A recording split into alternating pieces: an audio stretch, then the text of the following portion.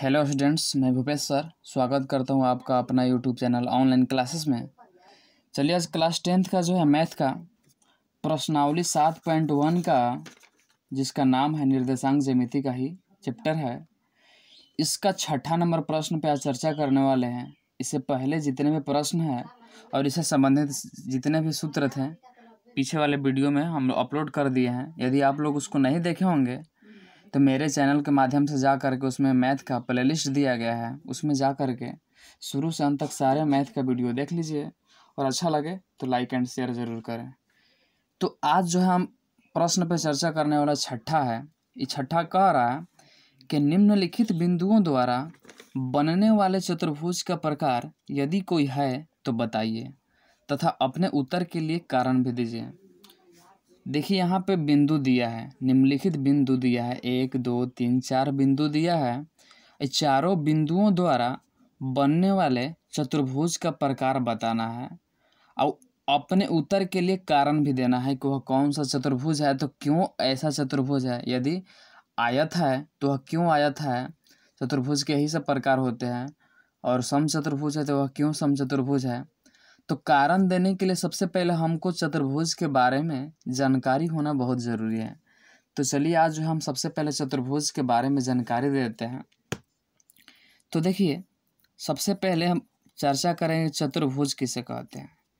चतुर्भुज जो है किसे कहते हैं, तो चतुर्भुज आप सभी लोग को हम आशा करते हैं कि मालूम होगा। तो चतुर्भुज किसे कहते हैं, तो चार भुजाओं से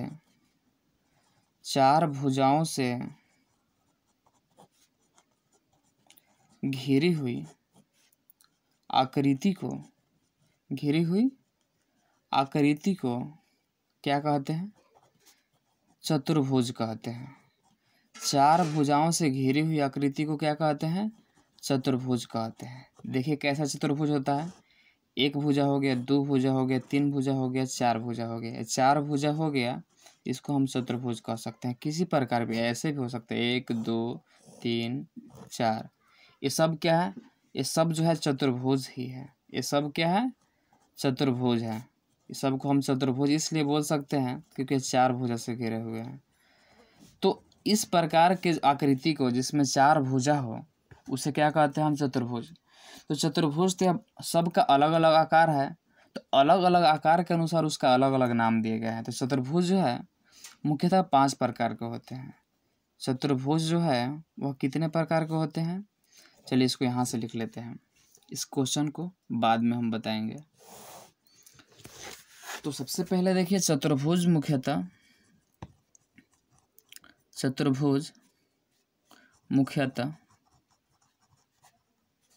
5 प्रकार के होते हैं। 5 प्रकार के होते हैं। तब जानना चाहेंगे कि कौन कौन होते हैं। तो पहला हो गया, मान के चलिए आयत। आयत में भी क्या होते हैं, 4 भुजा होते हैं, इसलिए यह चतुर्भुज है। दूसरा वर्ग, इसमें भी 4 भुजा होता है। तीसरा समचतुर्भुज, क्या हो गया, समचतुर्भुज, जिसकी चारों भुजा बराबर हो उसे समचतुर्भुज कहते हैं। और चौथा हो गया समांतर चतुर्भुज, क्या, तो समांतर चतुर्भुज। और जो है एक जो है क्या होगा, तो एक जो है समलंब चतुर्भुज है, समलंब चतुर्भुज इस पे होता है चतुर्भुज। तो समलंब चतुर्भुज एक और ऐसे होता है जिसके बारे में जान लीजिए, यानी कि मुख्यतः 6 प्रकार के भी कह सकते हैं। 6 प्रकार के होते हैं। एक होता है चक्रीय चतुर्भुज, क्या होता है, चक्रीय चतुर्भुज। इतने जो है चतुर्भुज के प्रकार होते हैं। तब सोचेंगे कि हम आयत है तो आयत को कैसे पहचानेंगे कि वह आयत आया, कि वर्ग आया, समचतुर्भुज आया, कि समांतर चतुर्भुज है, कि समलंब चतुर्भुज है, कि चक्रीय चतुर्भुज है। तो ये सब के बारे में जानने के लिए सबसे पहले इस सब के बारे में जो है सारा का सूत्र हमको मतलब जो है परिभाषा मालूम रहना चाहिए। तो सबसे पहला को लेकर चलते हैं, आयत। सबसे पहला क्या है, आयत है। तो आयत किसे कहते हैं? तो देखिए आयत किसे कहते हैं? तो जिस चतुर्भुज के क्या हो, तो आमने सामने की भुजा, आमने सामने की भुजा बराबर तथा समांतर हो तथा जिसका प्रत्येक कोण समकोण हो। समकोण मतलब प्रत्येक कोण क्या 90 डिग्री का हो, उसे हम क्या कहते हैं? उसे आयत कहते हैं। उसे हम क्या कहते हैं? आयत कहते हैं। तो देखिए समझ गए होंगे कि आयत किसे कहते हैं। तो जिस चतुर्भुज के आमने सामने के भुजा समांतर, आमने सामने के भुजा समांतर और बराबर होना चाहिए। सिर्फ आमने सामने के, न कि चारों भुजा बराबर यहाँ पे कर रहे हैं। सिर्फ आमने सामने की भुजा बराबर होना चाहिए और समांतर होना चाहिए, यानी कि यह ऐसे गया है तो यह भी ऐसे सीधा जाना चाहिए, यह भी जो है ऐसे। और सब जो है सबका कोण भी कितना होना चाहिए? 90 डिग्री होना चाहिए। क्या होना चाहिए? 90 डिग्री। सबका कोण 90 डिग्री है। यह इसके समानांतर है, यह जो है इसके समानांतर है, यह जो है इसके बराबर है, यह जो है इसके बराबर है। ऐसे हम इसमें 2 लाइन इसलिए पढ़ देंगे क्योंकि इसका 2 लाइन है, यानी कि जितना है उतना यह है। इसमें 1 लाइन पर है कि यह जितना है उतना यह है। ऐसे बराबर करा दिए। तो इस प्रकार यदि आयत कब सिद्ध होगा, और देखिए इसका तो हमको इसमें 90 डिग्री नहीं पहचान में आएगा। तो जिसका विकर्ण भी आपस में क्या हो? बराबर हो। विकर्ण भी क्या हो? तथा जिसका विकर्ण भी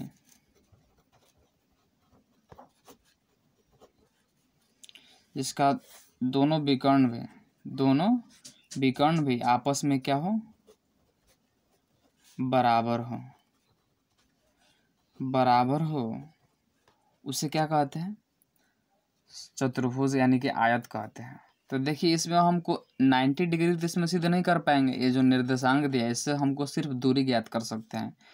तो यदि हमको यह ज्ञात हो गया, यह ज्ञात है, जितना ए बी है उतना सी डी आ जाएगा, जितना बी सी है उतना ए डी हो जाएगा। लेकिन फिर हमको यह भी तो देखना है कि हम इतना से तो हम सिद्ध थोड़े कर सकते हैं कि यह आयत है। तो उसके लिए यदि हमारा दोनों विकर्ण भी बराबर आ जाए, यानी इसी को विकर्ण बोलते हैं, इसी को अंग्रेजी में क्या बोलते हैं? डायगोनल। तो यह दोनों विकर्ण है। तो यह दोनों यानी कि विकर्ण कौन कौन है? तो ए सी और एक और विकर्ण कौन हुआ? तो एक बी डी हुआ। ए सी और बी डी दो जो है क्या है? विकर्ण है। तो जब ए सी और बी डी दोनों आपस में यानी कि बराबर हो, और यह भी बराबर यानी कि ए बी बराबर बी सी बराबर, ए बी बराबर बी सी नहीं, ए बी बराबर क्या होना चाहिए? C D. ए बी बराबर क्या? सी डी, और बी सी बराबर ए डी हो, तब क्या होता है? तो यह एक आयत सिद्ध होता है। तो आप लोग आयत के बारे में अच्छी तरह समझ गए होंगे। अब चलिए हम दूसरा वर्ग के बारे में चर्चा करते हैं। तो वर्ग देखिए किसे कहते हैं? वर्ग जिसको अंग्रेजी में क्या बोलते हैं? तो स्क्वायर बोलते हैं, स्क्वायर बोलते हैं। और वही आयत को क्या बोलते हैं? रेक्टेंगल बोलते हैं। और उसी प्रकार त्रिभुज को ट्रायंगल बोलते हैं। तो वर्ग किसे कहते हैं? तो जिस चतुर्भुज के, इसका भी परिभाषा देखिए क्या होता है। तो जिस चतुर्भुज के चारों भुजा बराबर हो तथा चारों कोण समकोण हो, समकोण मतलब 90 डिग्री हो, उसे क्या कहते हैं? आयत कहते हैं। उसे आयत कहते हैं। तो देखिए इसमें तो हमको सिर्फ दूरी ज्ञात करना है, तो सिर्फ चारों भुजा ज्ञात होने से हम उसको वर्ग नहीं कह सकते हैं, क्योंकि आगे हम चल के बताएंगे कि एक और जो है चतुर्भुज का प्रकार जिसके चारों भुजा बराबर होते हैं। तो इसका हमको 90 डिग्री तो इसमें हम सिद्ध नहीं कर सकते हैं निर्देशांक ज्यामिति में। तो इसका एक और पहचान तो होना चाहिए। तो इसका एक और पहचान क्या है, जिसके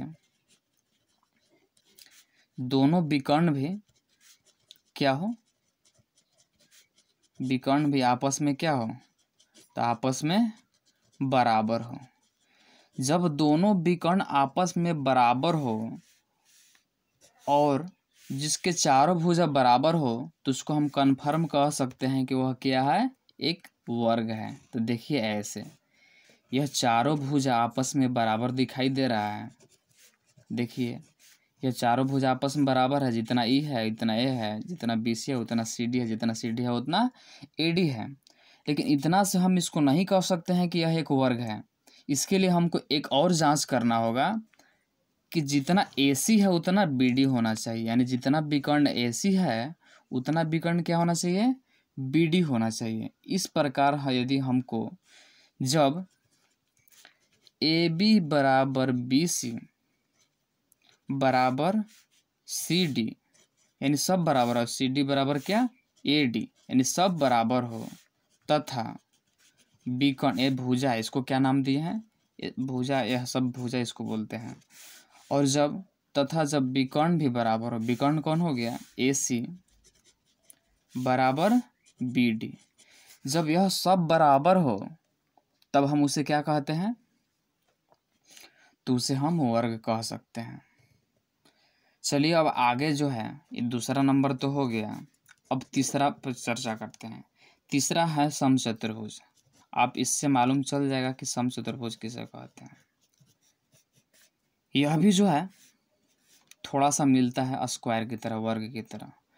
तो समचतुर्भुज किसे कहते हैं, तो जिस चतुर्भुज के, देखिए थोड़ा सा मैच करता है इतना तक, जिस चतुर्भुज के चारों भुजा बराबर हो, चारों भुजा बराबर हो, लेकिन केवल आमने सामने के कोण बराबर हो, आमने सामने के कोण बराबर हो, अर्थात प्रत्येक कोण क्या होना चाहिए, तो प्रत्येक कोण 90 डिग्री का न हो, प्रत्येक कोण 90 डिग्री का न हो यानी नहीं हो, तब उसे क्या कहते हैं, तो उसे हम समचतुर्भुज कहते हैं। समचतुर्भुज इसलिए कहते हैं कि सम मतलब क्या होता है, बराबर, चतुर मतलब चार, अब भुज मतलब भुजा, जिसके चारों भुजा बराबर हो तो उसे समचतुर्भुज कहते हैं।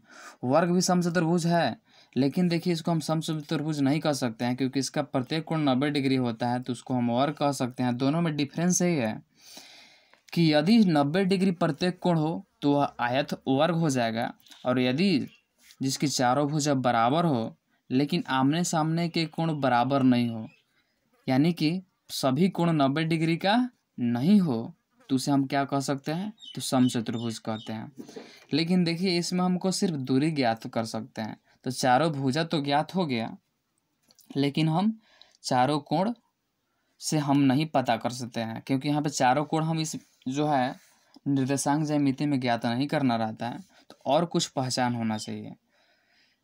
तथा एक और क्या इसका पहचान है, जिसका दोनों विकर्ण, देखिए अंतर हो गया है इसमें, इसके दोनों विकर्ण आपस में बराबर होते हैं, लेकिन जिसका दोनों विकर्ण आपस में बराबर नहीं होते हैं, जिसके दोनों विकर्ण आपस में बराबर न हो उसे क्या कहते हैं, हम समचतुर्भुज कहते हैं। समचतुर्भुज हम समझ गए हैं, आप लोग समझ गए होंगे किसे कहते हैं, तो जिसके चारों भुजा तो बराबर हो लेकिन दोनों विकर्ण जो है वह बराबर न हो। तो देखिए यदि ऐसे समानांतर खींचेंगे तो बराबर हो जाएगा, तो इसलिए इस प्रकार टेढ़ा खींच देते हैं। यह देखिए चारों भुजा आप लोग को जो है बराबर दिखाई दे रहा होगा, यानी जितना यह है उतना यह है, यानी कि यह 2 मीटर है तो यह भी 2 मीटर, यह भी 2 मीटर, यह भी 2 मीटर। तो यह चारों भुजा तो बराबर है, लेकिन देखिए विकर्ण की लंबाई बराबर नहीं है, यह कुछ कम है तो यह कुछ ज़्यादा है। यानी मान के चलिए यह जो है यदि 3 है तो यह कन्फर्म होगा कि 4 होगा, कुछ ज़्यादा होगा, उससे ज़्यादा यह इसकी लंबाई की लग रही है, यह कम। तो यहाँ पे जो है जब ए बी बराबर बी सी, अब बी सी बराबर सी डी, अब सी डी बराबर ए डी, तीनों बराबर हो तो इससे हम निर्णय नहीं ले सकते हैं कि वर्ग है कि समचतुर्भुज है। तथा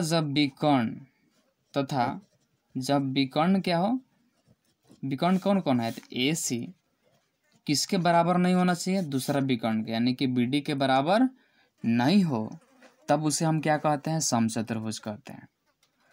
तो हम आशा करते हैं कि यह दोनों में जो डिफरेंस है आप लोग अच्छी तरह से समझ गए होंगे कि जब दोनों विकर्ण बराबर हो और चारों भुजा बराबर हो तो वर्ग कहेंगे उसको, और जब चारों भुजा बराबर हो लेकिन दोनों विकर्ण अलग अलग आए तब उसे हम क्या कहेंगे, तो समचतुर्भुज कहेंगे। अब जो है अगला जो है प्रकार पे चलते हैं चतुर्भुज का।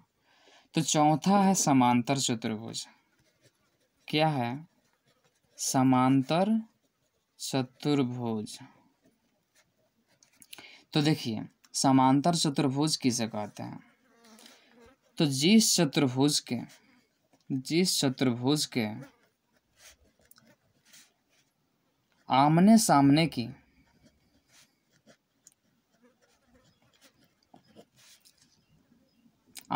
के दोनों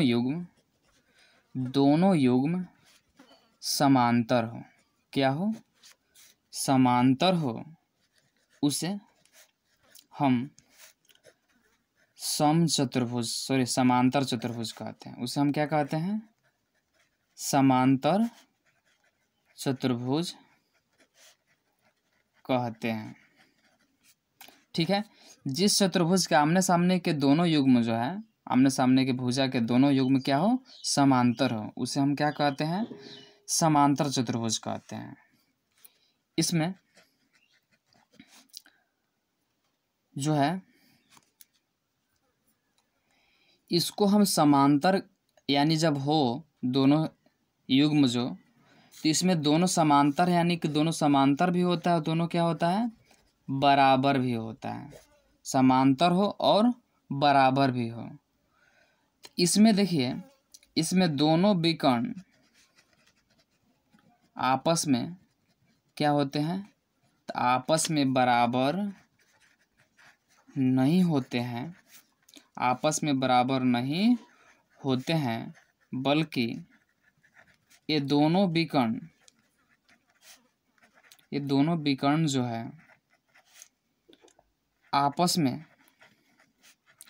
समद्विभाजित करते हैं, समद्विभाजित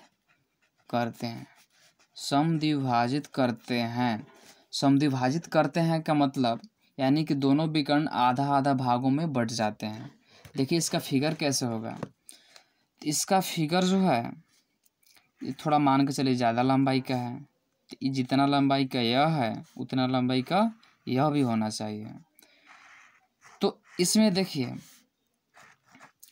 यह जो है इसके बराबर है और यह जो है इसके बराबर है, लेकिन चारों भुजा बराबर नहीं है, नहीं तो वह क्या हो जाता, समचतुर्भुज होता। लेकिन सिर्फ क्या हो कि आमने सामने के दोनों युग्म केवल बराबर हो, यानी कि ये इसके बराबर है, ये इसके बराबर हो, तब क्या हो गया, समांतर चतुर्भुज होगा। और यह दोनों विकर्ण देखिए आपस में बराबर नहीं लग रहे हैं, कुछ कम लंबाई के हैं और यह जो है कुछ ज़्यादा लंबाई की है, लेकिन परस्पर ये दोनों समद्विभाजित होते हैं, यानी जितना भाग इधर है उतना भाग इधर है, जितना भाग इधर है उतना भाग इधर है। तो आप लोग समझ गए होंगे कि यह कैसे मतलब हम पहचानेंगे। तो हम समांतर चतुर्भुज कैसे पहचानेंगे, यदि ए बी बराबर क्या हो, देखिए समांतर चतुर्भुज का पहचान क्या हो कि जब ए बी बराबर क्या आना चाहिए, सी डी, और देखिए और बी सी बराबर ए डी, और बी सी बराबर क्या, ए डी, ये ना कि चारों भुजा बराबर कर दीजिएगा। जब ए बी बराबर सी डी और बी सी बराबर ए डी हो तथा जब विकर्ण क्या हो, तो विकर्ण जितना है कितना है AC बराबर नहीं होना चाहिए किसके, BD, तब यह क्या होगा, तो यह समांतर चतुर्भुज होगा। तो समझ गए होंगे कि समांतर चतुर्भुज किसे कहते हैं। इसके कोण यदि आप एक्स्ट्रा जानना चाहेंगे तो इसके कोण जो आपस में बराबर होते हैं, जितना कोण यह होता है उतना कोण यह होता है, जितना कोण यह होता है उतना कोण यह होता है। ठीक है, तो चलिए अब नेक्स्ट जो है पांचवे पर चलते हैं। पांचवा है समलंब चतुर्भुज। पांचवा क्या है, समलंब चतुर्भुज। समलंब चतुर्भुज, इसके बारे में हम देखेंगे। तो देखिए, समलंब चतुर्भुज, तो समलंब चतुर्भुज किसे कहते हैं। तो देखिए, जिस चतुर्भुज के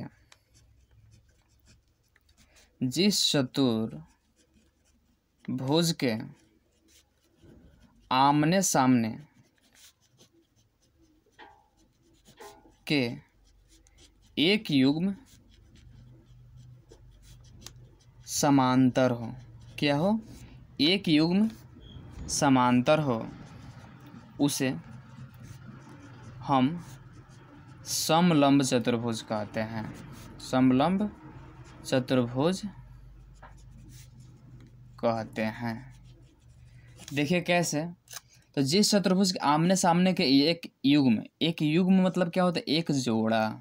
एक युग्म मतलब एक जोड़ा, लेकिन यहाँ पे हम समांतर और बराबर नहीं लिखे हैं क्योंकि बराबर होना ज़रूरी नहीं है।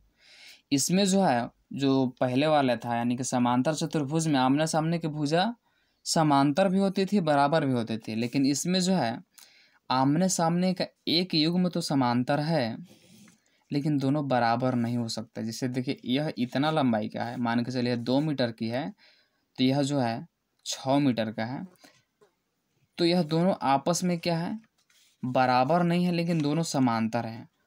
आप यह नहीं समझ रहे हो कि समांतर किसे कहते हैं, तो समझ लीजिए, समांतर रेखा चाहे समांतर भुजा उसे कहते हैं जिस भुजा को आगे बढ़ाने पर, जिस भुजा को हम आगे यदि बढ़ाएं दोनों भुजा को, तो कितना भी अनंत तक चले जाए लेकिन ये आपस में जब कभी भी प्रतिच्छेद ना करें, यानी कि यह सीधा ऐसे निकल गया, सीधा निकल गया, तो उसे हम क्या कहते हैं, समांतर रेखा चाहे समांतर भुजा कहते हैं। तो इसका समांतर है, यानी कि देखिए इसको आगे कितना भी बढ़ा दें तो यह जो है आपस में कभी प्रतिच्छेद नहीं करेगा, लेकिन यह दोनों क्या समांतर है। इसका नाम दे दिए चलिए ABCD। क्या AD जो है BC के समांतर है, तो नहीं है, क्योंकि देखिए इसको हम आगे बढ़ाएंगे और इसको इधर आगे बढ़ाएंगे तो दोनों आपस में प्रतिच्छेद कर गया। जब दोनों भुजा को बढ़ाने से आपस में प्रतिच्छेद कर दिया हो जाए तो वह समांतर नहीं होता है। और जब आपस में कभी भी प्रतिच्छेद न करे, यानी कितना भी आगे बढ़ जाए अनंत तक भी, तब उसे हम क्या कहते हैं, समांतर कहते हैं। तो समांतर तो आप लोग समझ गए होंगे।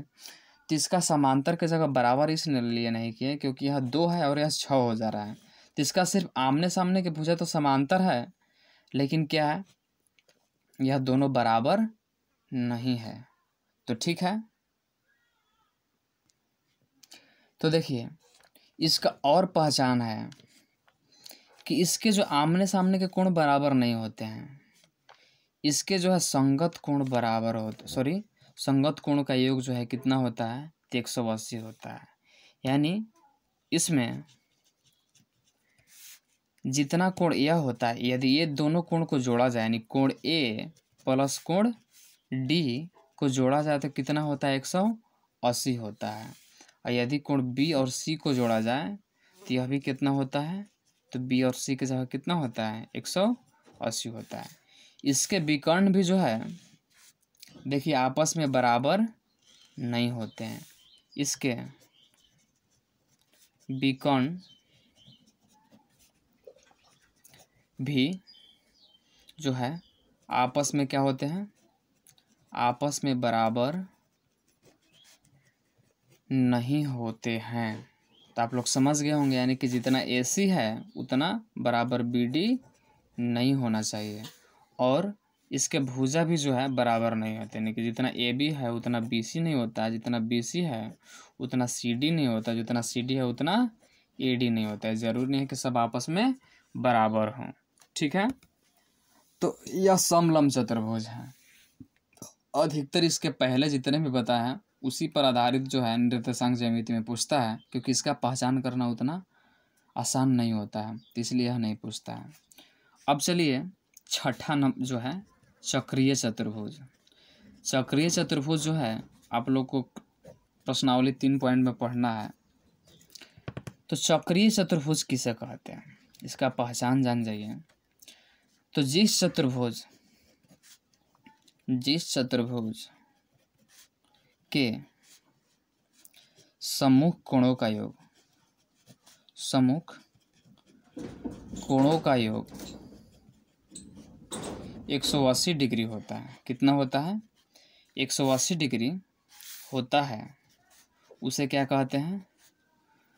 उसे हम चक्रीय चतुर्भुज कहते हैं। यह ऑब्जेक्टिव में पूछ देता है कि चक्रीय चतुर्भुज के समूह कोणों का योग कितना होता है।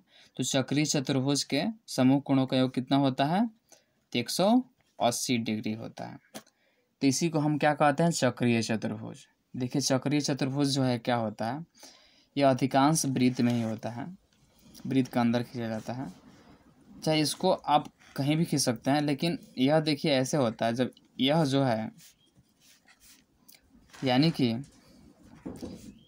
कोण ए प्लस कोण सी, कोण ए प्लस कोण सी दोनों को जोड़ा जाए तो कितना आना चाहिए? 180 आना चाहिए। और जितना कोण बी है और डी उस दोनों के यदि जोड़ेंगे तो कितना आएगा? 180।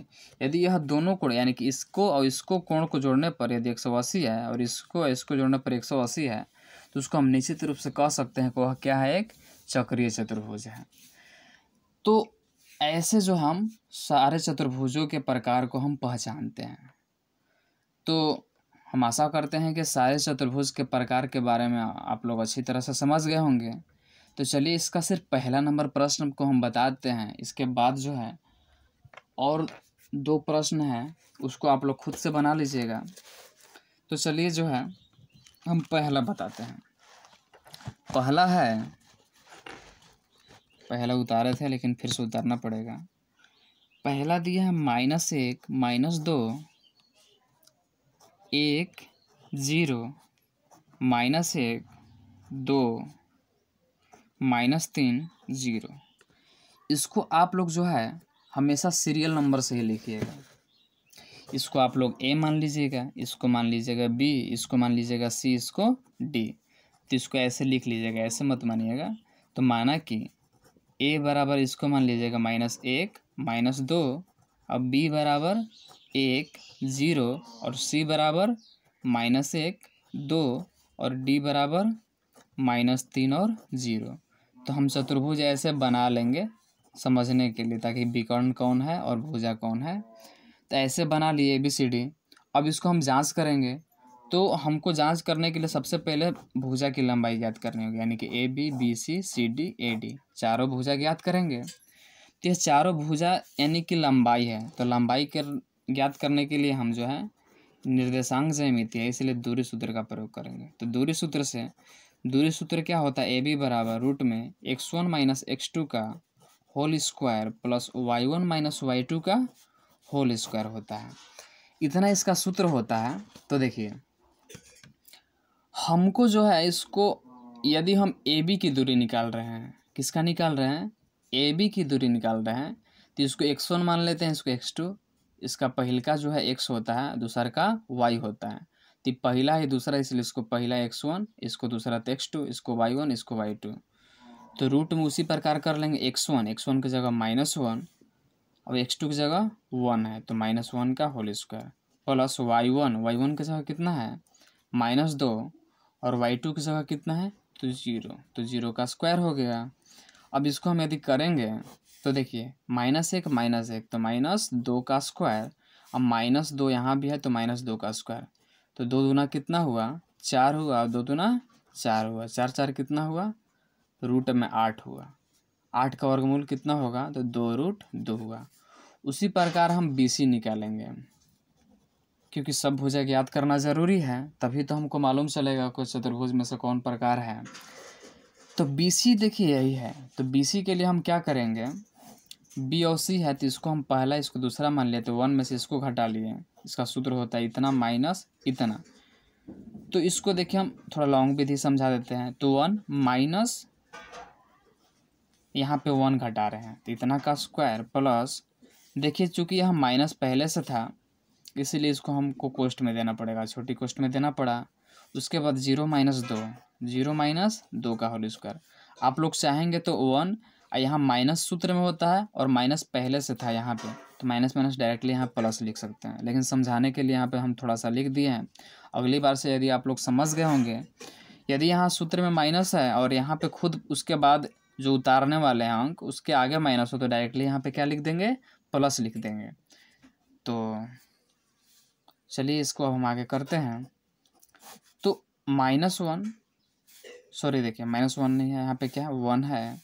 अब माइनस माइनस यहाँ क्या हो जाएगा, प्लस हो जाएगा, क्योंकि यह जो है कोष्ट है, कोष्ट का मतलब क्या होता है, गुना होता है। तो माइनस माइनस क्या हो गया, +1 का होल स्क्वायर। यहाँ 0 में से -2 घटा तो -2 ही रह गया। तो अब देखिए एक 2 हुआ तो 2 का स्क्वायर 4, अब -2 का स्क्वायर किया तो 4 हो गया। तो 4 4 कितना हुआ, √8। इसका वर्गमूल कितना हुआ, 2√2 हुआ। उसी प्रकार हमको BC तो यह ज्ञात हो गया, अब CD ज्ञात करना है। तो यह दोनों तो बराबर हो गया, अब CD ज्ञात करेंगे। तो CD बराबर देखिए क्या होगा, तो C और D यही है, तो इसको हम क्या करेंगे, तो -1 में से -3 को घटाएंगे। तो -1 में से -3 को घटाएंगे तो माइनस माइनस क्या हो गया, प्लस। हम पहले ही बताए हैं क्या सूत्र में माइनस होता है और पहले से ही माइनस हो, तो माइनस माइनस क्या हो गया, प्लस हो गया। प्लस उसके बाद 2 में से 0 घटाएंगे, 2 माइनस 0 घटाएंगे तो यह क्या होगा। तो एक देखिए माइनस में ही प्लस में हम हमेशा बताए हैं कि यदि अलग अलग चिन्ह रहे तो क्या होता है, घटता है। तो 1 में से 3 घटा कितना हुआ, 2, तो 2 का स्क्वायर, और 2 में 0 घटा 2 ही हुआ तो 2 का स्क्वायर। 2 दूना कितना हुआ, 4 हुआ, 2 दूना 4, तो कितना हुआ 8। इसका वर्गमूल कितना हुआ, 2√2 हुआ। अब चलिए आगे करते हैं, अब AD निकालते हैं। क्या निकालते हैं, अब हमारा भुजा यह भी बराबर हो गया इसलिए इसको भी बराबर कर दिए। अब AD निकाल कर देखेंगे तो A इतना है और D इतना है, तो इसको भी उसी प्रकार कर लेंगे। इसको पहला इसको दूसरा मान लिए, तो -1 में से -3 को घटाएंगे तो माइनस माइनस क्या होगा, प्लस, क्योंकि हम माइनस पहले से यहाँ पे है और सूत्र में भी यहाँ माइनस होता है इसलिए प्लस हो गया। इतना का स्क्वायर हो गया। उसके बाद -2 में से 0 घटाएंगे, -2 में से 0 घटाएं तो देखिए यह 1 में से 3 घट जाएगा, क्योंकि यहाँ माइनस में और प्लस में अलग अलग चिन्ह रहता है तो क्या होता है, घट जाता है। और चूंकि बड़ा 3 है इसका प्लस तो प्लस हुआ। अब -2 में से 0 घटेगा तो -2 ही रहेगा, तो -2 का स्क्वायर, तो 2 दूना 4। अब -2 का भी स्क्वायर करेंगे तो क्या होगा, प्लस में ही 4 होगा, तो 4 4 कितना हुआ, 8। इसका वर्गमूल कितना हो गया, 2√2 हुआ। अब हमको यह भुजा भी ज्ञात होगा। तो अब देखिए इसमें कन्फ्यूजन है कि चारों भुजा तो बराबर हो गया, तो अभी तो हम इसको हम कह नहीं सकते हैं कि यह एक वर्ग है या यह एक समचतुर्भुज है, क्योंकि यह जो है विशेषता, यानी चारों भुजा बराबर होने की विशेषता किसका है, वर्ग का भी है और समचतुर्भुज का भी है। तो उसको कन्फर्म करने के लिए, निश्चित करने के लिए हम विकर्ण को भी ज्ञात करेंगे। यदि दोनों विकर्ण बराबर आ जाए तो वह एक वर्ग होगा, यदि दोनों विकर्ण बराबर नहीं आए तो वह क्या होगा, एक समचतुर्भुज होगा। तो चलिए विकर्ण ज्ञात कर लेते हैं। तो विकर्ण मेरा पहला क्या है, AC है, तो AC ज्ञात कर लेते हैं। यह सब भुजा था। अब विकर्ण ज्ञात करते हैं। तो विकर्ण क्या है, AC। तो AC को ज्ञात करेंगे तो A कितना है, -1 2 है माइनस, और C की जगह -1 और 2 है। तो A और C यही है, तो इसमें से इसको घटा लेंगे। तो -1 में से -1 को घटाएंगे तो माइनस माइनस क्या हो गया, प्लस हो गया। और -2 में से -2 को घटाएंगे, -2 में से -2 नहीं था यहाँ पे, तो माइनस कितना घटाएंगे, 2 को। तो 2 यहाँ प्लस नहीं करेंगे क्योंकि यहाँ माइनस रहता तो प्लस हो जाता है, क्योंकि सूत्र में तो माइनस होता है, लेकिन यहाँ पे प्लस है तो उतने ही रहेगा। तो इतना का स्क्वायर हो गया। तो देखिए 1 में से घटा 0, तो 0 का स्क्वायर तो 0। अब -2 क्या हुआ, सॉरी स्टूडेंट्स दिखाई नहीं दे रहा था। तो देखिए हम कैसे किए, -1 में से -1 घटाएं तो -1 पहले से यहाँ पे था और सूत्र में भी माइनस था, तो माइनस माइनस क्या हो गया, प्लस हो गया। अब -2 में से घटाएंगे किसको, 2 को, तो 2 को घटा दिए, तो 1 में से 1 घट गया तो 0 हो गया, क्योंकि अलग अलग चिन्ह है तो घट ही जाएगा। अब माइनस में दोनों यानी कि चिन्ह जो है सेम है तो क्या हो जाएगा, जुट जाएगा, तो -4 का स्क्वायर हो गया, तो 4 चौका क्या हो गया 16, 16 का वर्गमूल कितना होता है 4।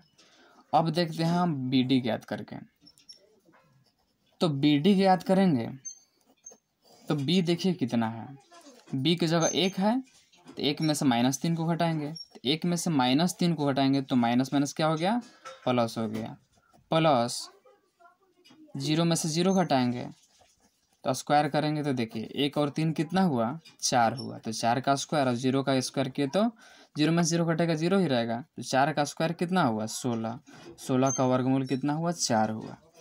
तो इस प्रकार जो है हम देख रहे हैं कि इससे हमें ज्ञात होता है, ऐसे लिख देंगे, इससे हमें ज्ञात होता है कि देखिए ए बी के बराबर क्या आ रहा है बी सी, अब बी सी के बराबर भी क्या आ रहा है सी डी, और सी डी के बराबर क्या है ए डी, यानी चारों आपस में बराबर है, और यह क्या है भुजा है, यानी भुजा सब क्या आपस में बराबर है। उसी प्रकार जो है विकर्ण भी हम देख रहे हैं कि बराबर है, विकर्ण भी जो है वह क्या है, यानी जितना ए सी है उतना बी डी है। तो इस प्रकार के नियम जो है किसमें लागू होता है, जब हम बताए थे कि जब विकर्ण भी बराबर आ जाए और चारों भुजा बराबर हो तो उसे हम क्या कहते हैं, वर्ग कहते हैं।